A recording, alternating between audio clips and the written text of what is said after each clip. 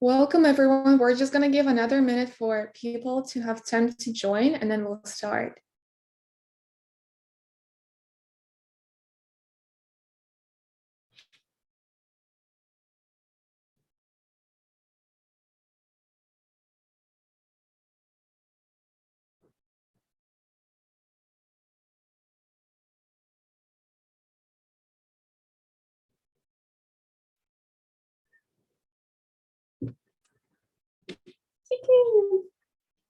Yay, look at this little baby. Yes, you are.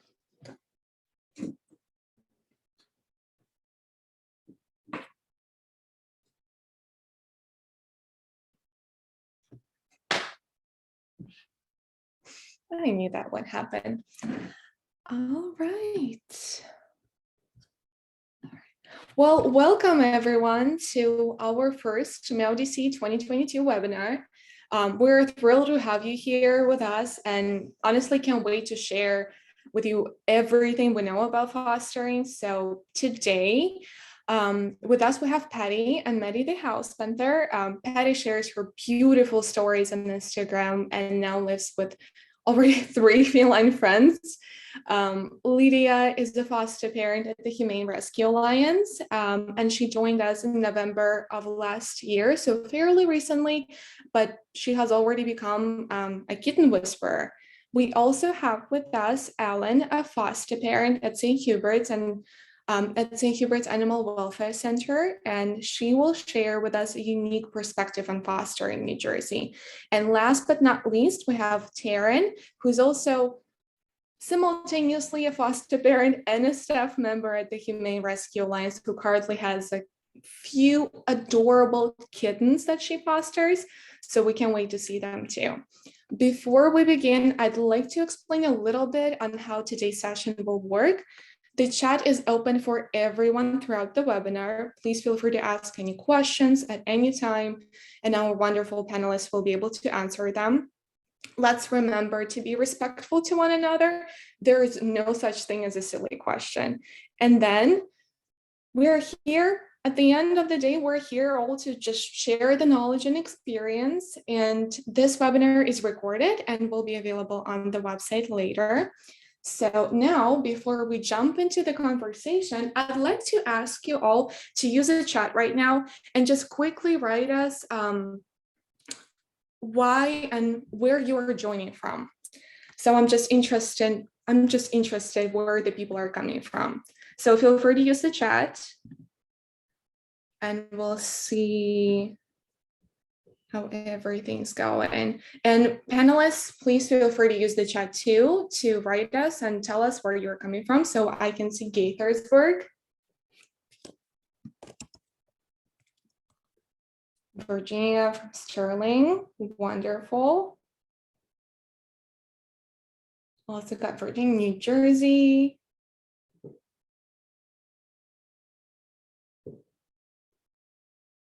Miami, wow. So I did not expect that. I thought we were going to have DMV area, but no, oh, that's awesome. We'll also have Arlington and Virginia, Maryland.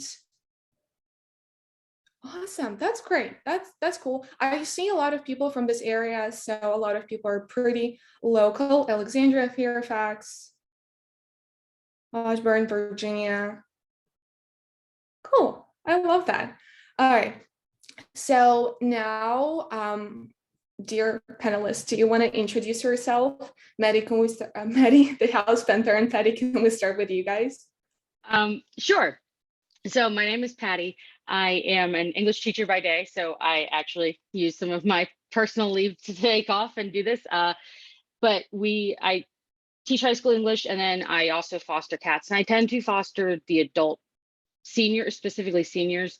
Every so often I get a non-senior that we aren't sure if they know how to house cat is the best way to put it, which if you can see the cat right here behind me, this is DJ Master Spins. He's one of my former fosters. His mom's on a work conference, so I have him for the week to kind of help her out. But so he is one of my former fosters. I've been fostering for about 4 years now. I foster with Fancy Cats and Dogs Rescue, which is located in the Northern Virginia area. So I started fostering when the very first time I was on Craigslist looking for a cat tree, and I saw somebody offering kittens for free, and I kind of jumped in on that because that's not exactly the best way to rehome an animal, and I wanted to help out. So I got these 2 kittens, and had them in my bathroom for a week, and I just kind of fell in love with it. But kittens were a little too much for me. They have a little too much energy than what I want to put into it. And I love kittens. They're adorable, but they're a lot. So, and then I did what we call a cage break with a senior who was about 10 years old. And that's when I was like, this is what I want to do. And it's led to multiple fosters, including most recently, before DJ Master spins over here, I had a Fospice, which is a cat who had terminal kidney disease. I took him in, and he spent his last 5 months with me. His name was Greg.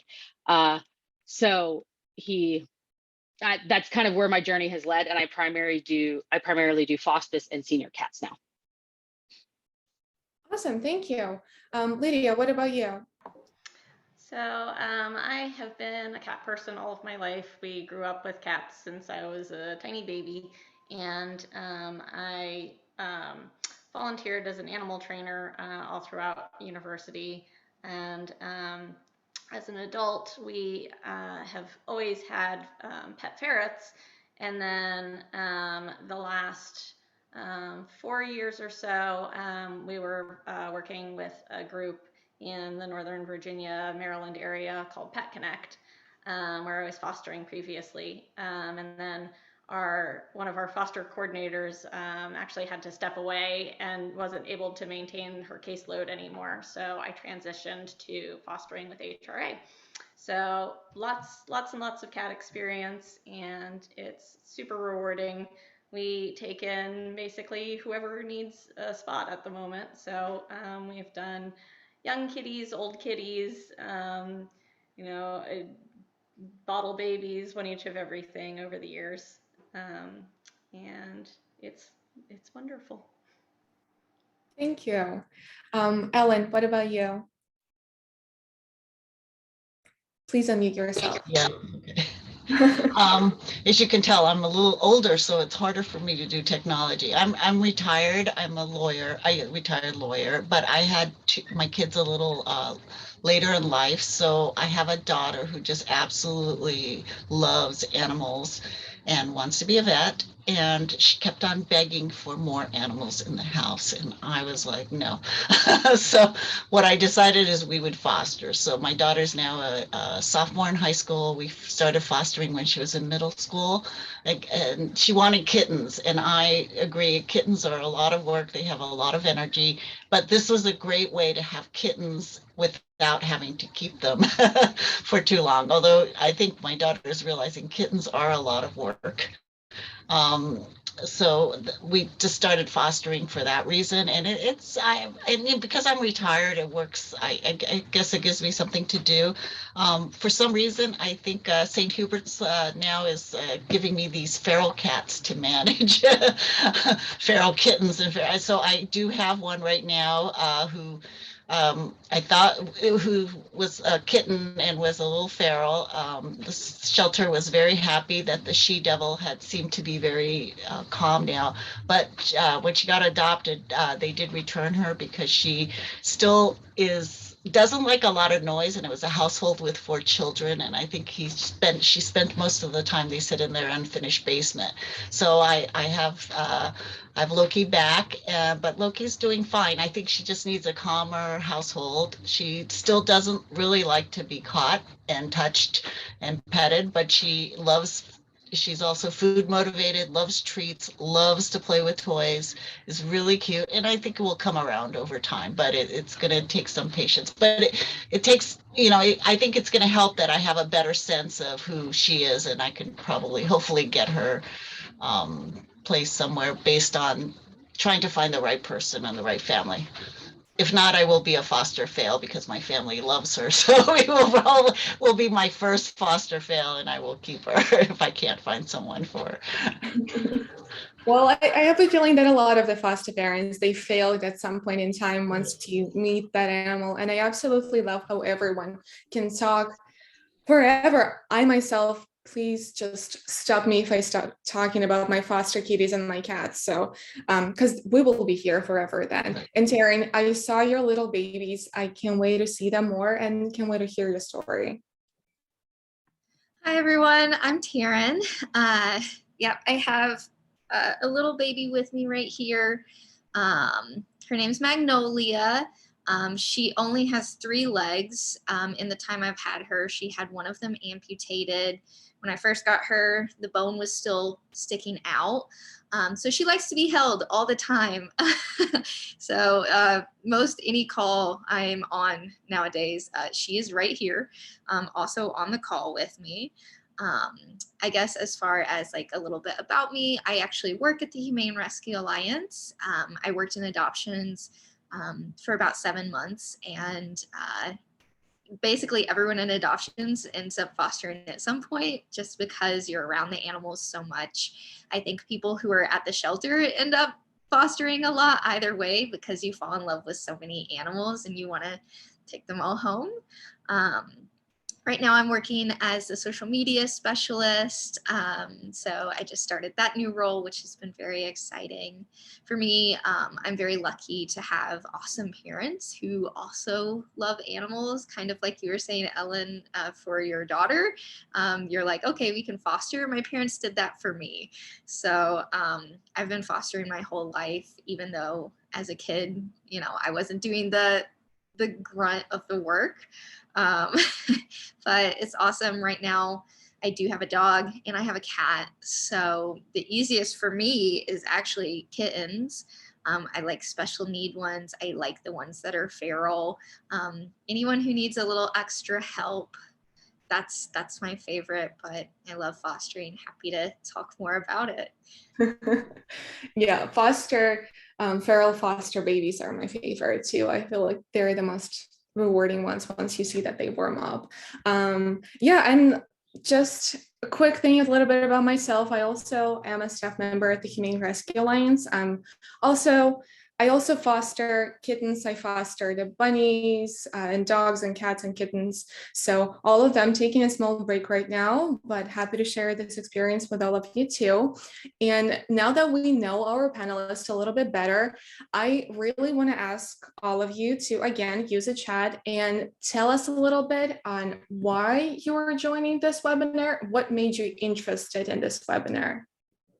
So take your time, use the chat, and panelists, we already talked about this, but if you want to, also feel free to use the chat really quick and just tell everyone one more time why you were interested in joining us.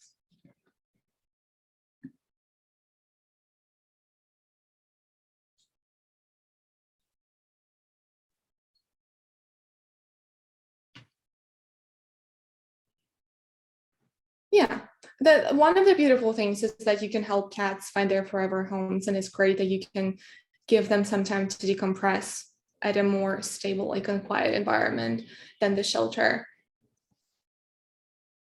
It's really one of my favorite things is seeing them all happy and safe in their forever home and seeing them thrive and how much they're loved. Like Spins over here, who's rudely interrupting his nap.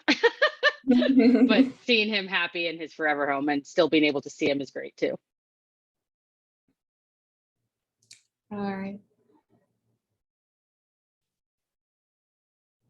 All right, so we have an answer here that, for instance, from one of the attendees that they would like to be a foster parent in the future and see if they have the capacity for it. We actually would love to answer that later on. Yeah, that's a lot of cats, but there can never be too many of them, to be honest.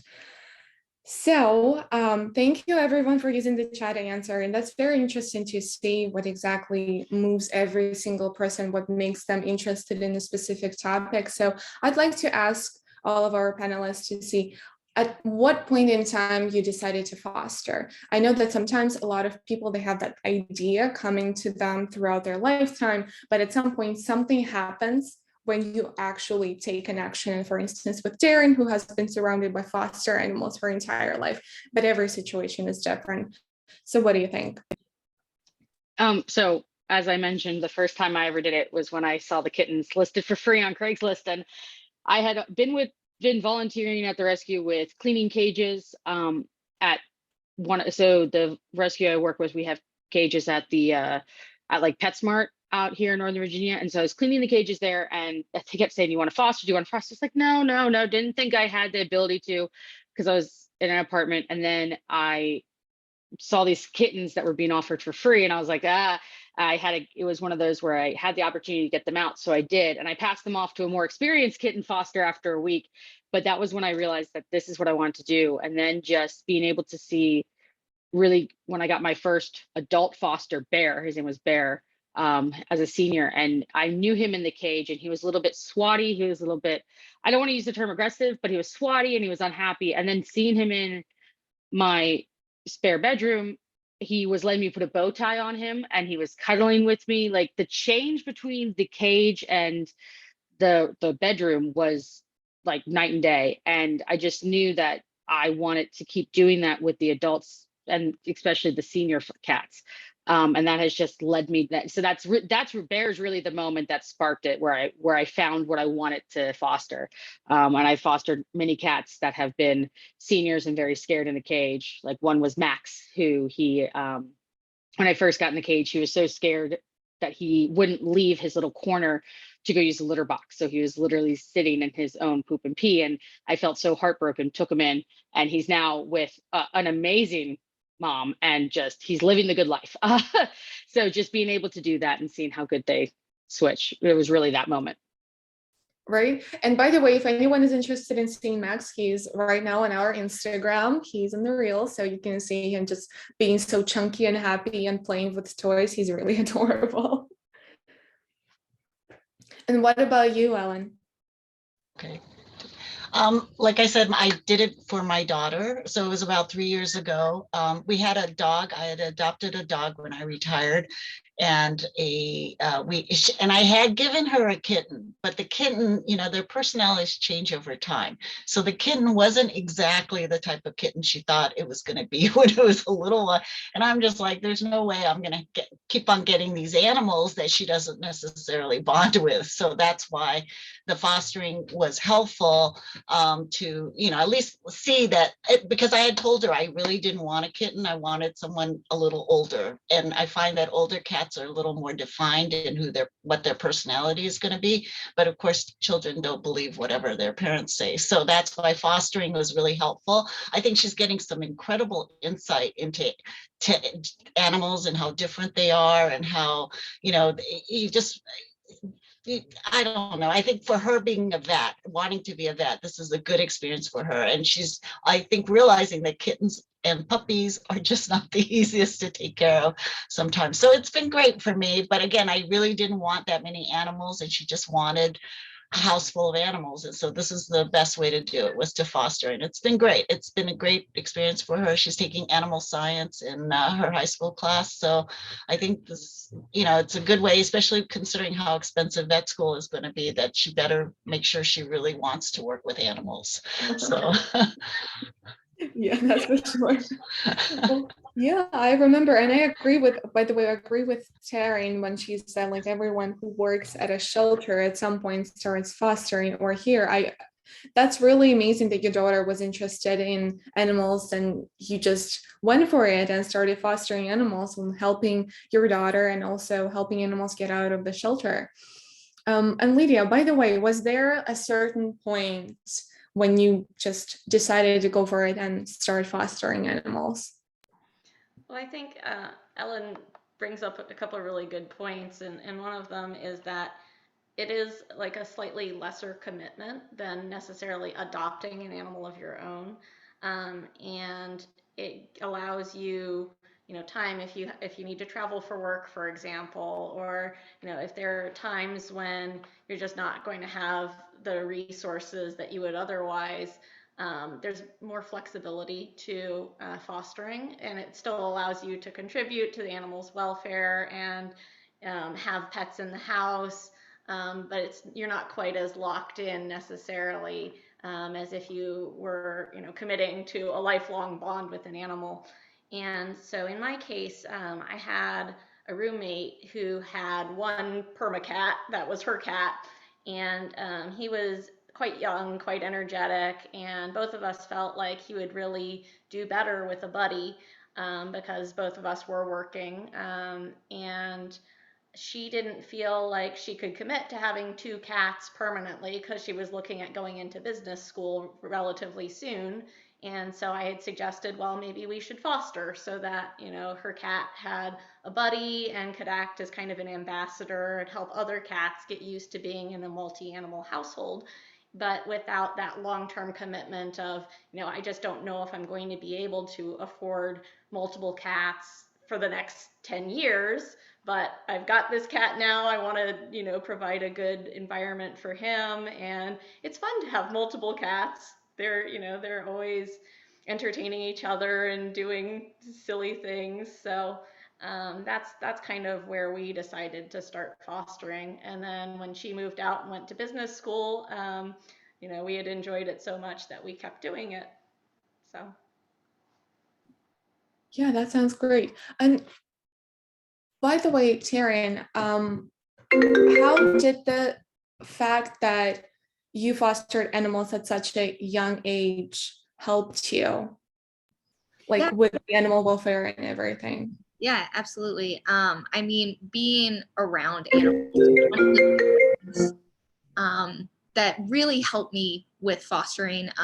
It, number one, teaches you, of course, having any animal, certain responsibilities, but being able to understand that we're not keeping every animal. So when I first started fostering, as an adult while working at HRA, my partner whom I live with was like, how are we going to give them up like at the end? And for me, it's something that my parents were able to teach me really well, is that, we're doing the right thing by helping them find another home, and you can't just keep all of them. And I mean, that was like a really good like lesson in that sense. And it did also teach me about like, kittens are harder work than adult cats, and like the amount of responsibility and need that all of these animals require.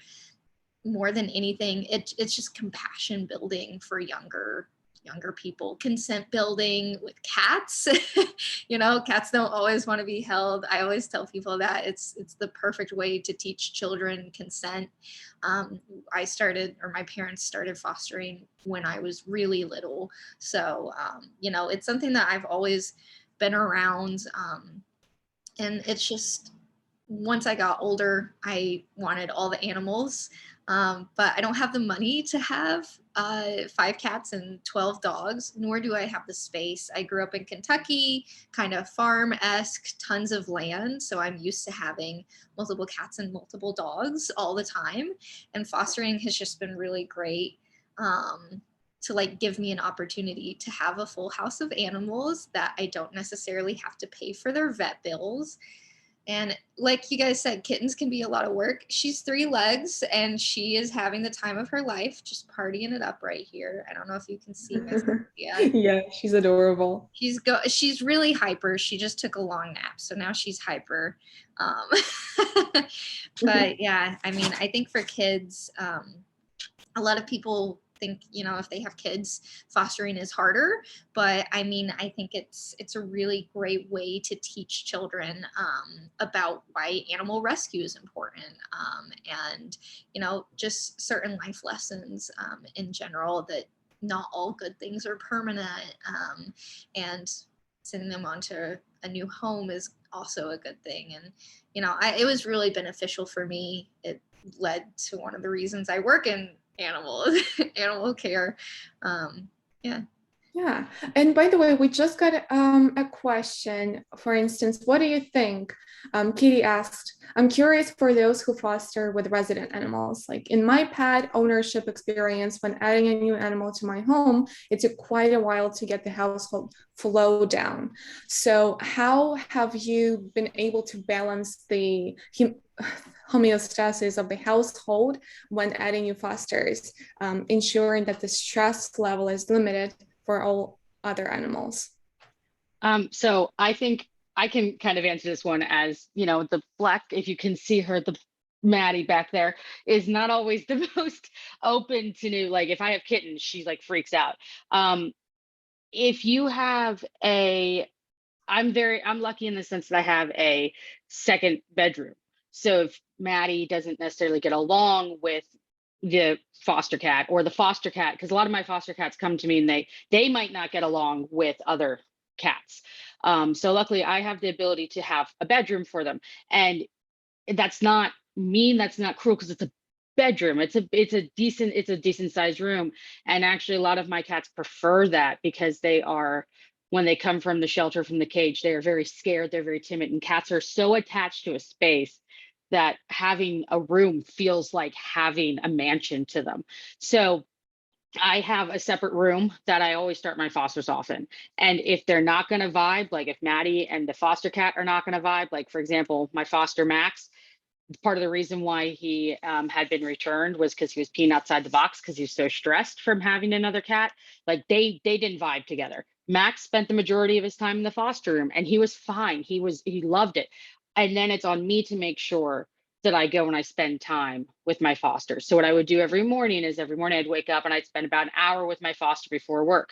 And then I would come home. And if I needed to grade, that's where my office was. I'm a teacher, so I'd go home and I'd grade in my foster room. So I was making sure that the foster was getting a good chunk of time, at least half the time that I was home, it was dedicated to my foster. The other half was dedicated to Maddie. Bathrooms are a great plan if you have kittens. Kittens can fit into a bathroom. So if your cat is not a fan of other cats and you get kittens, honestly, a bathroom is enough, in my experience too, because it's less to clean up when they ultimately make their messes. So that's how I've done it, is when I have a dedicated room, and either your foster or your resident cat don't vibe well together, it's still okay. You then just have to make the time for them. Yeah, and I'd like to add on this a little bit. When you foster at an organization like St. Hubert's or Humane Rescue Alliance, you have a whole pool of specialists. And whenever you have an issue with something, if you're, as Patty said, your foster cat and your resident animal are not vibing together, you can always get help from specialists and see if there's a more if it's like more unique issue other than just getting used to each other. And sometimes that happens.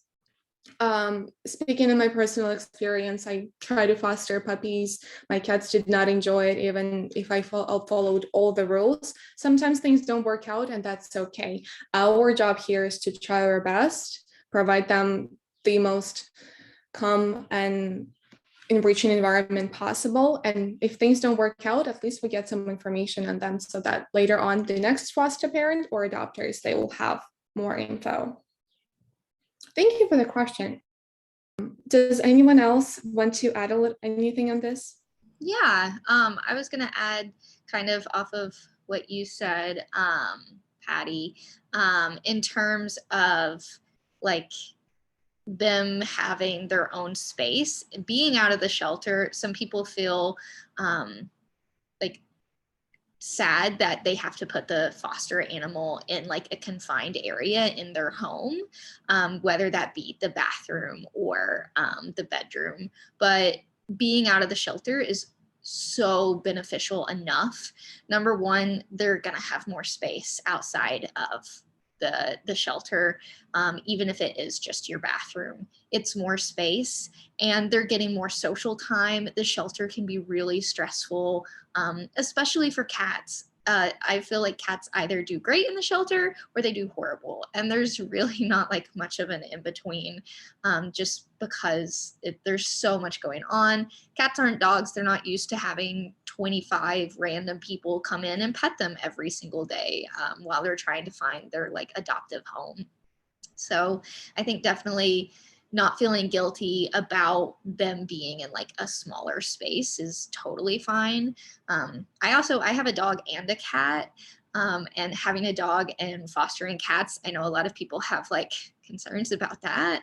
And I know for me, I just started small, and the very first time I just had realistic expectations that it might not work, and I might just have to keep them separated. So I think setting your expectations realistically, knowing that you may have to keep them separated for an extended period of time. But like Kate said, there's so many people at the shelter who are ready and willing to like give you advice and resources and help. You know, we try and make it as easy as possible, but. And realistically, like we have a email listserv where all of the fosters communicate back and forth. And you see, you know, a couple times a week somebody say, well, my foster just isn't getting along with my resident animal, or turns out they really don't like dogs. And what happens is somebody else chimes in and goes, oh, I've got a space that's open. It'll be perfect. And, you know, the cat just gets moved to a different foster. Obviously, it's in an ideal circumstance, the cat goes to one spot and stays there until they get adopted. But there are so many willing fosters and enthusiastic people out there that, you know, it's not usually a problem. It's a minor inconvenience for a day while you kind of work out, okay, well, where are they going to go instead? And then they find the spot that's right for them and the foster that's right for them. Yeah, that even happened with Spins over here. He's younger. So I don't want to say he's high energy, but he's younger. And so he's a little bit too much for my cat long term. So I actually asked that question, and he went to the Cat Cafe and Wine Bar Mount Pernin in Alexandria, and that's where he found his forever home. But because we have that network where we can ask questions and say, hey, my foster's not, my resident cat's like had way too much of my foster and he doesn't want to be in the room anymore, we can find a new place. So it's to just build off of that, Lydia, it's definitely a thing that exists about it. Don't feel guilty if you need to ask. That being said, though, I at least personally, I found that the stereotype of, you know, cats being super territorial and hating each other and not wanting to be anywhere near each other tends to be overblown a lot of the time. We've domesticated them. We selected for them to be more sociable than they would be in the wild. Most of the cats I've known in my life at least tolerated being around other cats, and a lot of them really, really preferred it and got to be, you know, enthusiastic foster friends. Yeah, I agree. I have 2 cats now. Well, I have 3 considering I have my other foster back, but they all get along. But initially they want to set the tone and they kind of hiss at each other and, you know, try and do their little thing. My cats do that. But over time, even though I try and keep them separated, they all want to get together. And so they end up like getting out, wanting to get out, trying, you know, so I end up like eventually even though I separate them, my cats go in where the fosters are and then smells them and, you know, hisses, but then they don't attack them. They don't do anything to them. They just kind of want to set the tone that it's my house and you're a visitor. Posturing. Yeah, but you know, they're so sad when the fosters leave, though. I could tell they're very sad. They have playmates and they are used to it and they get so upset when I come home with no cat. So I've not found that to be a problem. I have a dog who's very passive, which I think helps maybe the cats get to know a dog. And as long as there's not an aggressive dog, the cats all seem to be fine with my dog as well. So I haven't had that. Oh, go ahead. I'm glad you mentioned about letting them go, because we just got a question about talking a little bit more on how you handle, deal, and manage being able to let them go, because sometimes, of course, it's emotionally difficult, especially with kittens, that you get really attached to someone who you just fall in love with. How do you work with it? Well, I don't know the kittens as much, but one thing that's a plus about when you have seniors or you have cats that really shut down in the shelter, and then you bring them in and they flourish, is that you, as fostering, you're part of the adoption process. It's not somebody who's random that comes in and adopts your animal without your say, because you know your animal. So you get that, you get to know them, the animal. You also get to kind of, the vetting process is done by somebody else, but you get to meet the person. And I have met somebody and I'm like, I don't think they're right. Like it's because, again, you're working as a team. And what's great about it is, at least with the adults, is I get to know these people that have adopted the cat. And I mean, for example, my former foster sitting right here next to me, I still get to see Spins. I still get to see Max. Bear, I get email updates from his mom. His mom is in a retirement community, and she'll send me updates every so often. So it's really nice that I get these updates. So I still feel connected to their life, and it makes letting go with the older cats so much easier because I know that they're happy. I know they're thriving. And the fact that I get a say in who is going to be adopting my cat. As I said, I know they're not my cat, but they're my foster who gets to say in that is a big part of it. And that's why I'm able to do it. I don't know how that's different with kittens, because I know the question was about kittens. I don't really do kittens, but at least with the adults I can have, and the seniors, I have that connection, that bond with usually with the adopters. Yeah, it will probably be the same with kittens. But yeah, I think that looking at fostering experience and letting them go from a little bit different perspective, yeah, we fall in love with every foster animal. But just looking at it from the fact that once they find a very good home, you're able to save someone else from the shelter. So the more you foster, the more cats you help. And when I had my first foster kitten, he found the most amazing family possible. And I was still crying. I didn't want to let him go. My cats were getting along very well. It can be painful, but then you just start to understand that that's the best thing you can do. And once you keep someone, it limits your availability to help another kitten, unless you really fall in love. Because another question I have to all of you is about foster failing. Yeah, that's exactly the way I feel about it too. It's like it's a different job. You are not a pet owner, you are a pet facilitator as a foster. Like the function you're performing is to make this cat as ready as they possibly can be to go to a home so you can move on to the next cat, and make them as ready as they can possibly be to go find a family. And it's easy to think about them as your pet, but it's temporary. That's not your job. But that being said, I have absolutely foster failed.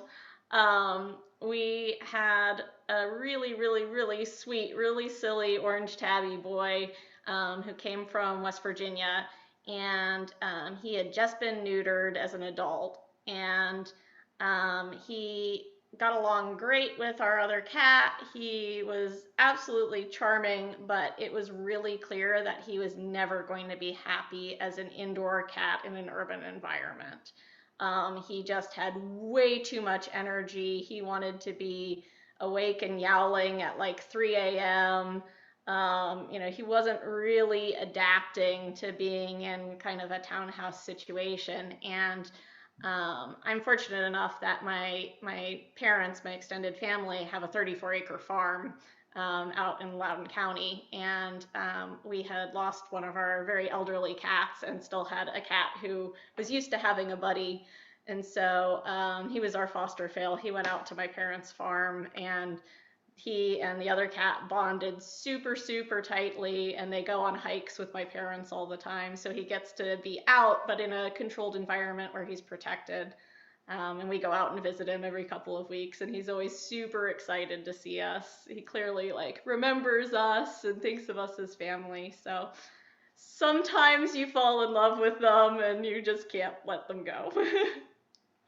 Sometimes you find the right one. And I know, Patty, you failed too. You foster failed. I love the way we call it foster failing. And this is a foster fail, by the way, too. My first one. You foster failed, right? I kind of did, but kind of didn't. So Spins, I'm just watching for right now. He's my temporary house guest. This kind of leads into the question that was asked in the chat. I did a fospice, which I was taking in a cat to foster, and his name was Greg. He had a snaggletooth. Fail still a success. Yes, the kitty gets a home. It is a success. So Greg he was fluffy. He had a gray fluffy cat he had a double canine, so his one tooth hung out. I fell in love with him, and I was like, oh, I'll foster him. And I found out that he had terminal kidney illness, and he was in stage 4, so the final stage. And we had taken him in from West Virginia, and the vet said, we don't know this is in October of 2020. We don't know if he'll make it to Christmas. And I said, okay, well, I'm going to take him in then. I'm going to keep him then. So, I mean, I could have easily found somebody else to take him. But I decided to keep him. So it's kind of a mixture of foster fail and also a fospice situation, where I knew from nearly the start that I was going to be his final home and that he was going to end his life with me. And he actually made it all the way to March of 2021. And it was the best 5 months I think I've given a cat ever. And this is including all the cats that have gone off, and I know that they're happy and they're still wonderfully cared for. But those 5 months, like, that hospice that was amazing. It's also another way of having a cat without a long-term commitment. I mean, and you're giving this cat a home to have for the rest of their life, and which might not be long. And Greg he was phenomenal, and I still kind of tear up about it, but I would do it again in a heartbeat. We haven't gotten a situation like that, so I haven't had that situation. But I would do that type of thing again in a heartbeat, even though it was very hard saying goodbye to him. But it was still the best decision I made, to take him in, as knowing I could have given him to somebody else, but I kept him and adopted him. And since he was terminal, that's the vet pills and all that stuff are still paid by the rescue, whereas I just gave him the love and attention that he needed. And by the way, could you talk a little bit more about the misconceptions surrounding the hospice care? Yeah, so hospice care, a lot of people think that it is, when I tell people I hospice, they are like, well, I could never do that because the cat's dying. Usually my reply back is, well, he's at least in my house and not in a cage. Because a lot of times if a cat like that being in the cage, he'll deteriorate so much faster. Whereas at my house, yeah, I had to give him IV fluids every day. Yeah, I had to make sure he ate a special diet. And eventually we moved to just whatever, as long as he was eating. And I would have to give him pills. And I had to be there when he had crossed the Rainbow Bridge. And I know that sounds so hard, but it's one of the more beautiful parts of it. Being able to give this cat this dignity, this love, because a lot of the cats that come into hospice care have either been given up by their family for whatever reason. Either they could not afford the medical payment, they just didn't want to deal with a sick cat, or they were on the streets because they were dumped, or they developed it on the streets, so they might not really know love. So you give a way to give love in the last few months of their life, and it's a beautiful gift to give, and then they love you back so much, and it's wonderful. Okay, I almost cried right now. Thank you so much. Yeah, you're making me tear that up. is beautiful when you look at this from this perspective, and giving people another way to look at the things that it can be emotionally difficult, but it's worth it, because at the end of the day, we're doing it for them, not for us. To help them a little bit. And I actually wanted to ask, where are the challenges that all of you encountered when fostering? Yes, fostering is a beautiful experience. It's a lot of work, but with every foster animal, there comes a lot of responsibility and their own difficulties and challenges. And so how did you overcome them? What were the challenges? I'm very curious about it. I'm happy to kind of talk about a little bit of it. So a lot of what I foster is kittens, and I always say that the first few days fostering are kind of the hardest, because they need so much work, and you have to alter your schedule. And planning for that is one thing, and then doing it is another. So like little Magnolia here, like I said, I have to hold her basically all the time, or she cries, and she also isn't very mobile. When I first got her, she really couldn't walk at all. I had to carry her to the litter box. I had to carry her to her food. She was getting IV fluids every 4 hours. It took me 20 minutes to give her 3 different medications and bottle feed her. And it's an adjustment. It really is. I think it's very fair for you to, the first few days, feel a little overwhelmed. but it gets easier. And as you get used to like having those babies and having like the addition to your home, it becomes like more rewarding than it is like work. But I think a lot of people are like, oh, it's just perfect. You get the foster and then it's awesome. It can be challenging adapting to their schedule for people wanting kittens. Any kitten that's going to need bottle fed, it is getting up in the middle of the night. They are babies. So, you know, understanding those first few nights, you're going to wake up too tired and you're not used to it yet. But it gets easier. And yeah, also just letting them go is always one of the hardest things, like we talked about.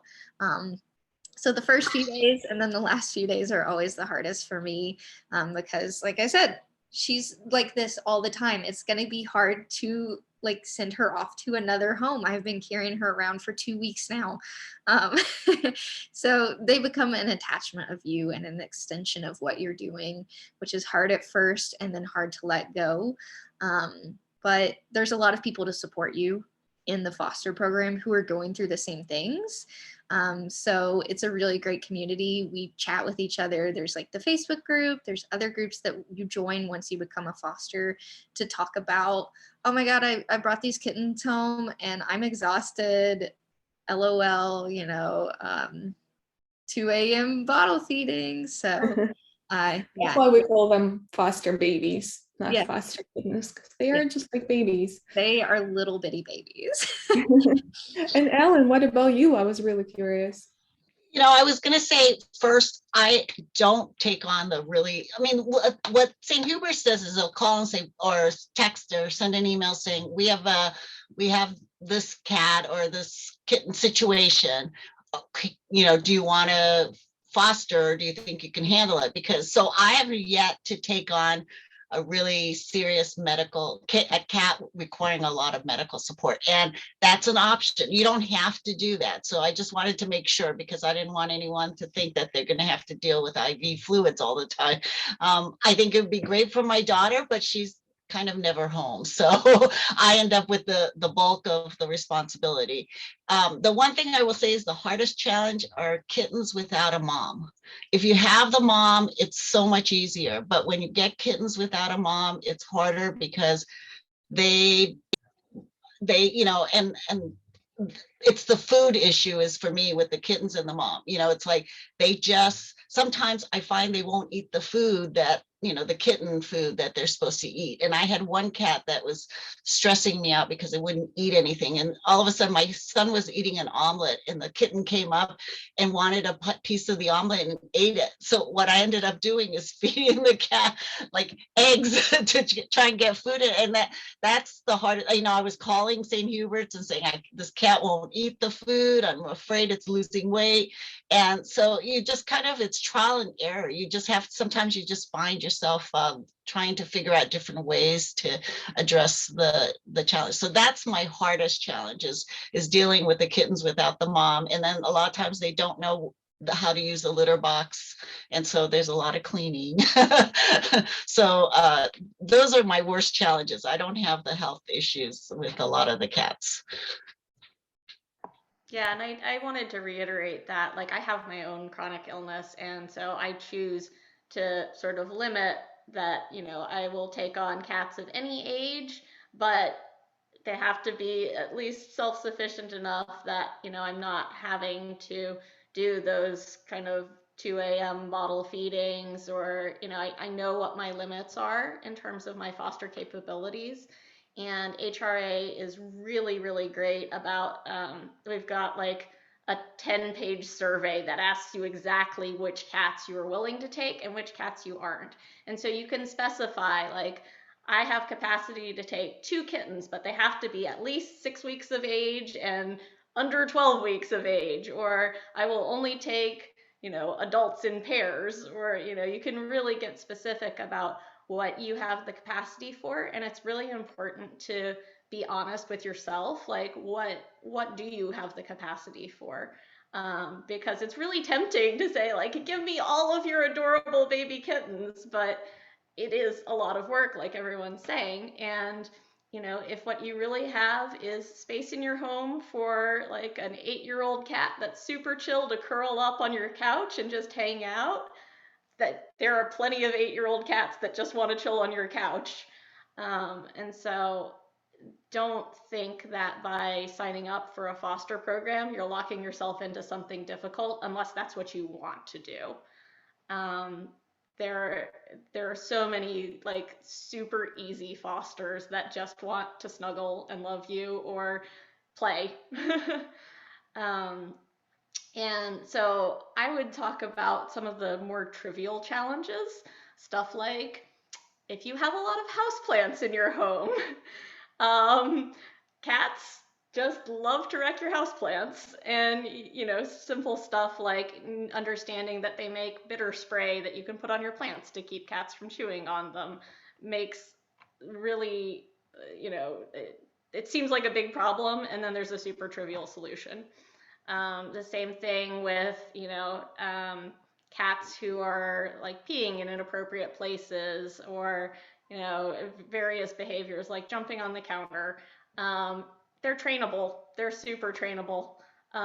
They have their own opinions more so than dogs, but it's one of the more useful things you can do as a foster parent to kind of work out those behaviors. And most of the time, it's as simple as like, oh, they don't like where the litter box is sitting right now, or oh, they need 2 litter boxes instead of 1.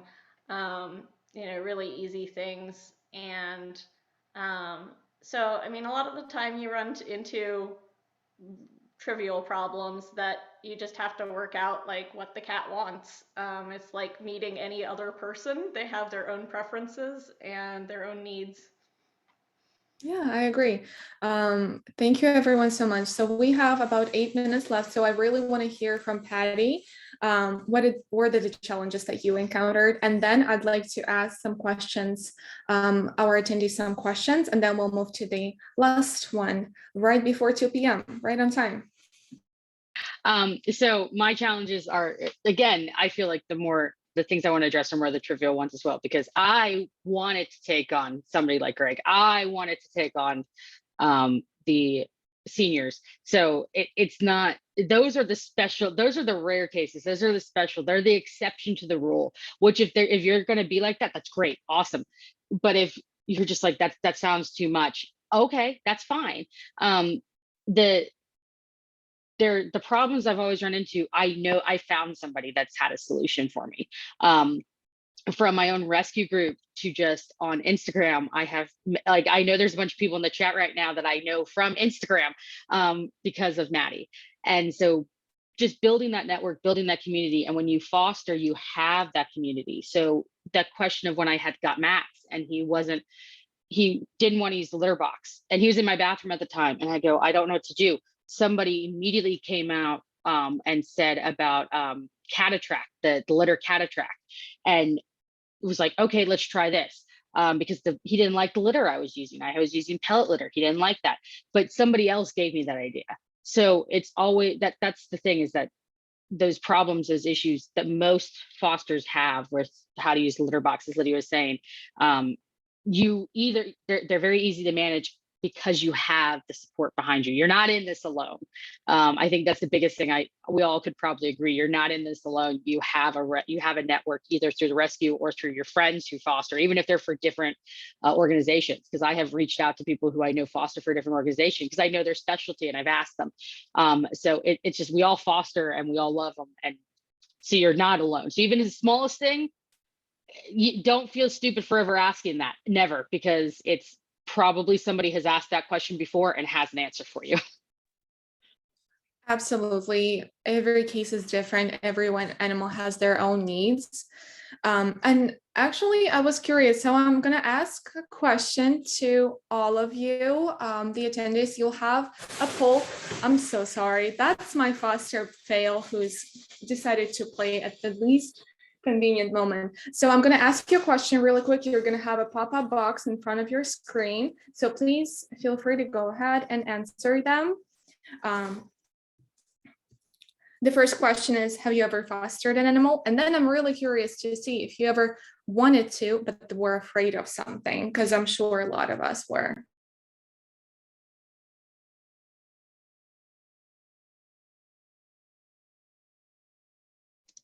I'm grabbing my cat, Honey. Hold on.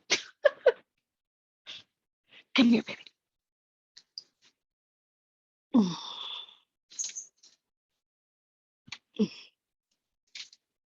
Wow, that's amazing. So among all of the attendees, we have 58% of people who have never fostered, 42 who have fostered, and that's incredible. 6 to 9%, almost 70% of people were afraid at some point in time, were afraid to foster. And that happened to me too. And I think that happened to almost everyone I know. And that's incredible. All right, so since we have 5 minutes left, there's one question I want to ask all of you. What would you recommend to someone who really wants to foster, they are afraid of something, and just how to help them overcome that fear and get into it? Yeah, I'm happy to kind of start. I think one of the really good things about fostering to know is that it's not permanent. And if you bring home a foster animal, a foster cat, dog, bunny, rabbit, whatever, and it doesn't work out, that's okay. We, like I said, we will support you. We try and give you everything, that we can to like help it work out. But if it doesn't, there are other fosters who are willing to like take it as a transfer, things like that. And you never know unless you try. So if you try it and it doesn't work out, that's okay. But at least you tried and now you know. Really simple answer, but I just feel like that's the most like basic thing, is knowing that it isn't permanent. And if it doesn't work out, that's okay. And no one's going to reprimand you for that. We're all very understanding. Even if one animal in particular doesn't work out and you want to try another, there's no repercussions. We're totally fine with that.